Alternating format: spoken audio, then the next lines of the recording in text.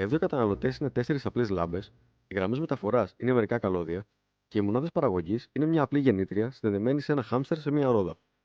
Ας τον πούμε Μάκη. Ο Μάκης είναι ακούραστος και μπορεί να τρέχει συνεχώς πάνω στη ρόδα του.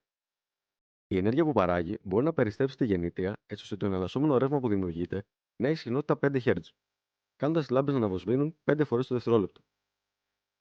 Αν προσθέσουμε μία ακόμη λάμπα, θα συμβούν τρία γεγονότα. Πρώτον, οι λάμπες θα είναι λιγότερο φωτεινές και δεύτερον, θα αναβοσβήνουν πιο αργά. Ενώ ο Μάκης θα δυσκολεύεται να διατηρήσει την ταχύτητά του και θα νιώθει την κίνηση τη ρόδα να γίνεται δυσκολότερη, όπως συμβαίνει όταν βρίσκουμε μία ανηφόρα ενώ κάνουμε ποδήλατο. Αυτό συμβαίνει γιατί η νέα λάμπα χρειάζεται μια ποσότητα ηλεκτρική ενέργεια για να λειτουργήσει σύμφωνα με τι προδιαγραφέ τη.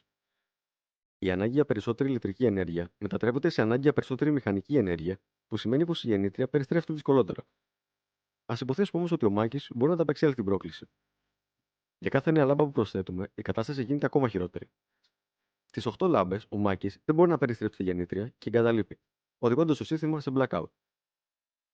Για να βοηθήσει την κατάσταση, καταφθάνει ο δίδυμο αδελφό του Μάκη, ο Σάκη. Τώρα που και τα δύο χάμστερ δουλεύουν μαζί, μπορούν να επαναφέρουν το σύστημα στην αρχή του κατάσταση. Αν συνεχίσουμε να προσθέτουμε λάμπε, τότε θα έχουμε ξανά το ίδιο πρόβλημα. Εδώ λοιπόν ο Μάκη και ο Σάκη ζητούν βοήθεια από τον ξάδελφό του, τον Τάκη. Ο Τάκη όμω δεν είναι τόσο εργατικό όσο τα αδέλφια του και συχνά κατεβαίνει από τη ρόδα του χωρί προειδοποίηση. Έτσι, ενώ στην αρχή όλα λειτουργούν κανονικά, όταν ο Τάκη φύγει για το διάλειμμά του, τότε ο Μάκη και ο Σάκη δυσκολεύονται να συνεχίσουν και αν μείνουν πολύ ώρα χωρί βοήθεια, θα εγκαταλείψουν.